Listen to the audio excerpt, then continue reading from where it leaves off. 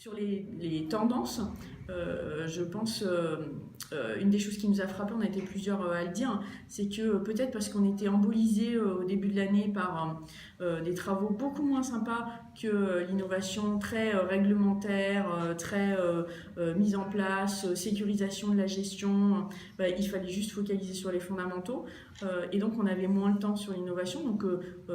je parierais que sur les 6 premiers mois de l'année, on a tous, d'une façon ou d'une autre, été focalisés sur qualité de service, contrat responsable, mise en place de l'ANI, en ayant beaucoup investi avant que ça arrive, et puis préparer la sécurisation. Puis après, il y avait 6 mois de allez, il faut passer le cap. Donc je pense qu'on a eu 6 mois où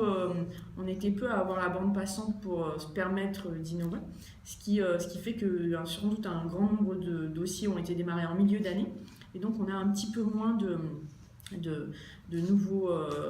nouvelles propositions sur ce jury-là, mais je pense que c'est particulièrement sur le collectif et donc plus sur l'individuel, parce que la part individuelle du marché avait entre guillemets moins, même s'il y avait des contrats, le sujet des contrats responsables, etc., mais moins de contraintes autour de l'ANI, et par contre la partie collective très mobilisée sur les fondamentaux et donc moins de temps pour innover, mais ça n'est que partie remise.